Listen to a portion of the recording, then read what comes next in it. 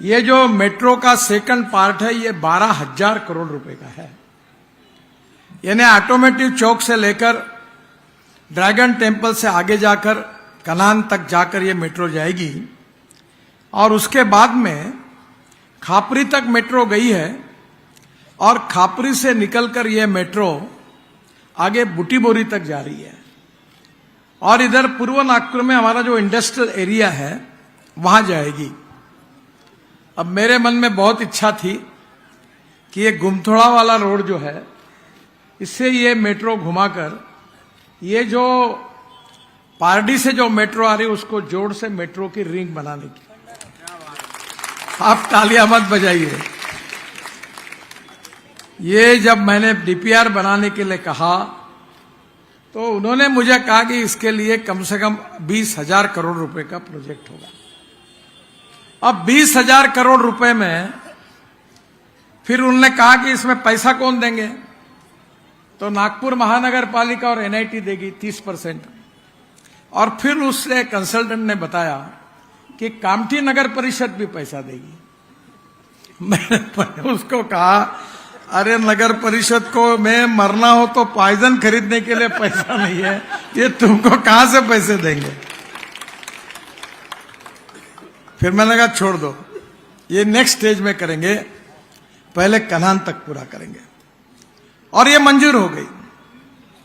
मुझे मालूम नहीं आज क्या स्थिति है, पर मैं जब पालक मंत्री था, ताई को याद होगा, अब ऐसी बातें याद नहीं करनी चाहिए, पर वो वहां से पानी हम आपको देते थे नागपुर महानगर पालिका से।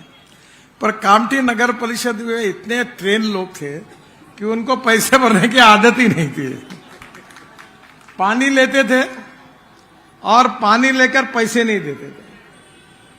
फिर जब महानगर पालिका कहती थी इनके कनेक्शन तोड़ो, तो ताई दौड़ के आती थी, नहीं नहीं गरीब लोग क्या करेंगे, मैं लोग पैसे भरो ना, पानी तो लेते उसके पैसे दो। आज हमारी स्थिति ऐसी है कि हमारा देश धनवाने पर जनता गरीब है। और इसका कारण अगर कोई है तो इसका कारण मैं मानता हूं कि हमारी जनता की सोच है। जब 1947 में हमको स्वाधीनता मिली तो हमारे देश में 3 प्रकार की बातें विचार महत्वपूर्ण थे। तब मुझे याद है कामठी में कम्युनिस्ट पार्टी भी होती थी, समाजवादी पार्टी भी होती थी और एक पूंजीवादी पार्टी स्वतंत्र पार्टी भी थी।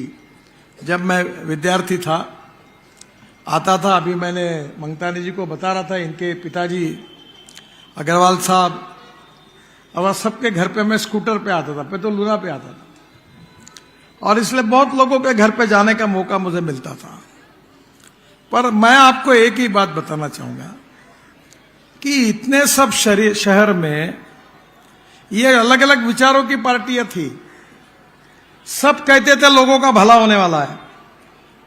पर क्या हुआ, आज मैं एक कमेटी का चेयरमैन हूं और देश की वित्त मंत्री भी मेरे कमेटी में है, और रोज जब मीटिंग होती है तो एजेंडा कौन सा आता है, सोने की खान थी कोलार में, कर्नाटक में घाटे में, स्टील इंडस्ट्री घाटे में, हवाई वाहतूक एयर इंडिया 70,000 करोड़ का घाटा। और ये सब आकर मैं जब हिसाब लगाता हूं तो जो जो देश में 47 के बाद सरकार ने जो जो शुरू किया वो लगभग सब घाटे में। मैं मजाक में कहता था कि सरकार का रूप तो विषकन्या जैसा हुआ, जिसको हाथ लगा वो मर जाता है, जिसका राजा व्यापारी उसकी जनता भिखारी। नगर परिषदों की हालत कैसी है, कोई टैक्स देता है, कोई नहीं देता है, कोई पानी लेता, कोई आंकड़ा डाल के करंट लेता, ऐसे ही चल रहा है। कब तक चलेगा? ये देश में विकास क्यों नहीं हो रहा है? और मैं आपको बताता हूं कि मैं 10 साल में 50 लाख करोड़ रुपए के काम कर चुका हूं, 50 लाख करोड़। और मैं जब 1-1 लाख 50,000 25,000 करोड़ के काम डिक्लेयर करता हूं तो पत्रकार को बड़ा लगता है कि ये इतने बोल रहे नेता है, कहां से होगा। तो मैं आपको बताना चाहता हूं, कोई माय का लाल मुझे पूछ नहीं सकता, जो मैंने बोला वो मैंने किया, जो मैंने डिक्लेयर किया वो 100% मैं लोगों को कहता था, डंके की चोट पर मैं पूरा करके रखूंगा। तो मुझे एक ने पूछा कि पैसा कहां से आया। मैंने उनको कहा कि इस देश में पैसों की कमी नहीं है, इस देश में देश के लिए ईमानदारी से काम करने वाले नेताओं की कमी है। और इसी के कारण आज देश धनवाने पर जनता गरीब है। और इसलिए मैं ये कह सकता हूं कि 10 साल में हमने देश के विकास में कुछ नीतिगत बदलाव किए हैं।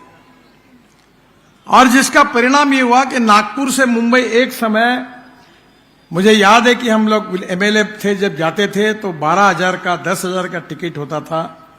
जब कंपटीशन शुरू हुई तो 3,500 और 4,000 में यह टिकट हुआ, क्योंकि स्पर्धा हुई। और इसलिए मैं आपको बताना चाहता हूं कि जहां गांव में रोड बनाना, ये पब्लिक प्राइवेट इन्वेस्टमेंट से नहीं हो सकता। मैं जब मुंबई में उस समय मंत्री था तो मैंने 55 उड्डान पुल, फ्लाईओवर्स मुंबई में बनाया, वर्ली बांद्रा सेलिंग प्रोजेक्ट बनाया, मुंबई पुणे द्रुतगति महामार्ग बनाया, तो लोगों से पैसा खड़ा करके बनाया। तो मुझे लोगों ने पूछा आप ये क्यों कर रहे हो? तब मैंने उनको बताया कि हमारे महाराष्ट्र में अनेक गांवों को जाने के लिए रोड नहीं है। मुंबई के लोग अफोर्ड कर सकते हैं पर वो गरीब लोग हैं। और इसलिए मेरी पहली प्रायोरिटी है कि महाराष्ट्र के 16,000 गांवों को मजबूत रास्ते से जोड़ने के लिए मैं अपना पूरा बजट दे दूंगा। और मुंबई शहर में जो बड़े बड़े प्रोजेक्ट है वो मार्केट से कर्जा खड़ा करके उससे करूंगा। और मैंने 16,000 गांव, मेड़घाट में आपको याद होगा कि उस समय मैल न्यूट्रिशन से आदिवासी बच्चे 2,500 मेड़घाट में मर गए थे। वहां रोड,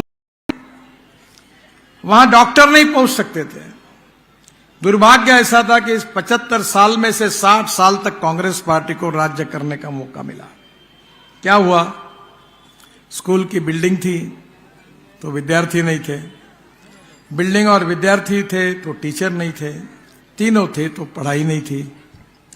दवाखानों की हालत ऐसी थी कि डॉक्टर है तो नर्स नहीं, नर्स है तो डॉक्टर नहीं, दोनों है तो दवाई नहीं, तीनों है तो कौन मरने के लिए जाए, दवाखाने की हालत थी।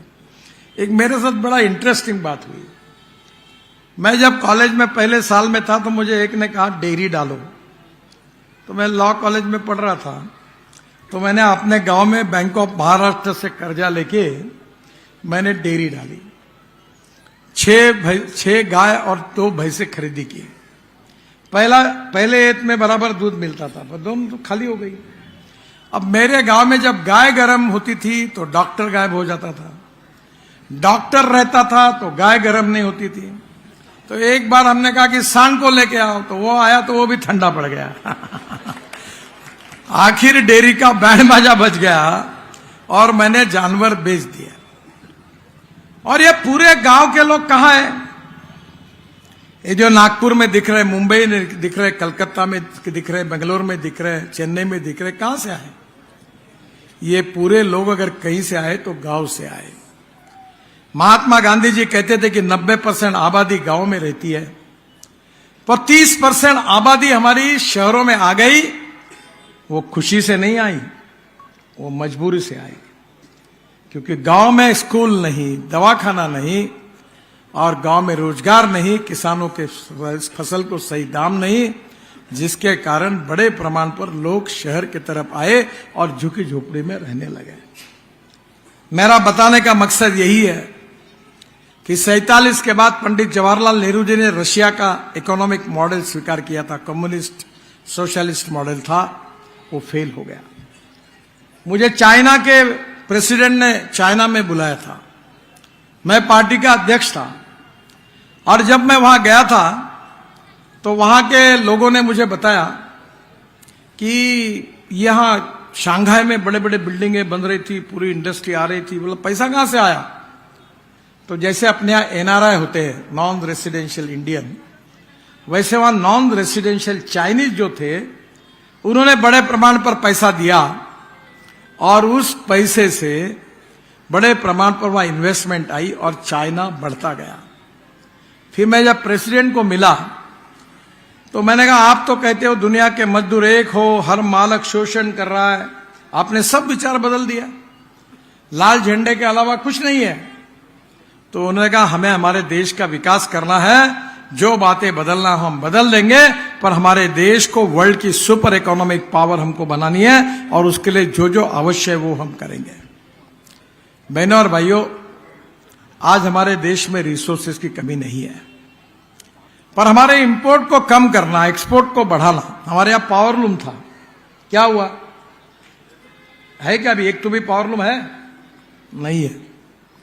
एक समय कामठी में हमारे अनेक मुस्लिम बंधु पावरलूम पर साड़ियां बनाते थे, खत्म हो गया। क्यों हुआ? क्योंकि क्वालिटी नहीं बनी। अभी मैंने धापेवाड़ा में, हमारे एक धापेवाड़ा टेक्सटाइल करके शुरू किया। मेरे मन में यह बात अक्सर याद आती है, वो मेरी कंपनी नहीं है, मेरा धंधा नहीं है मेरा, और वहां इलेक्ट्रॉनिक हैंडलूम तैयार किया और उसके ऊपर कॉटन की इतनी सुंदर साड़ी तैयार हुई, 400 रुपए की है। फिर मैंने उनको कहा कि अब बनारसी शालू इस पे बनाओ या नासिक की पैठनी बनाओ, वो भी बन गई। और फिर हमारे गांव में हलवा समाज की जो पावरलूम पर, हैंडलूम पर काम करती थी, 1500 महिलाएं ट्रेन हुई। अब धीरे धीरे साड़ियां बनकर फिर कला अच्छी करने की कोशिश कर रहे हैं। यह उमरेड रोड पर एक पांचगांव करके गांव है, वहां हमने ये जो कतरन निकलती है रेडीमेड गारमेंट्स है, उसके जो टुकड़े निकलते हैं उसके दरिया बनाई है। 1500 महिलाओं को ट्रेनिंग मिला है। अब धापेवाड़ा में हर महिला, करीब 900 महिला 1 लाख रुपए साल की कमाती है, और यहां पांचगांव में भी 1500 महिलाओं का ट्रेनिंग हुआ, वो भी पैसे कमाती है। मेरा कहना यही है कि व्यवसाय विमुख तांत्रिक शिक्षण और स्किल्ड, ये कभी हमने कोशिश की क्या?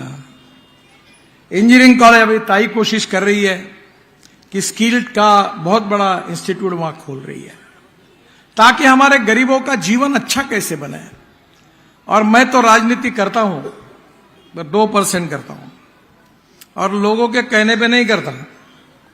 मैंने लोगों को, नागपुर में मैं भी सांसद हूं, मैंने कहा था देखो भाई, तुमको अच्छा लगे तब तक वोट दो, नहीं देगा मतलब मत दो। बाकी मैं जो ईमानदारी से सही काम है वही करूंगा। ये जातीयवाद, सांप्रदायिकता, ये जात पात के पत्रक मेरे तरफ लेके नहीं आना। मैं मानता हूं कि नागपुर शहर की पूरी जनता मेरा परिवार है, मैं नागपुर का हूं और जनता मेरी है, और जो वोट देगा उसका भी काम करूंगा, नहीं देगा उसका भी करूंगा। हमारे लोकतंत्र में हमें समाज के प्रति और लोगों के प्रति जिम्मेदार होना चाहिए। हमारे जीवन को बदलना चाहिए।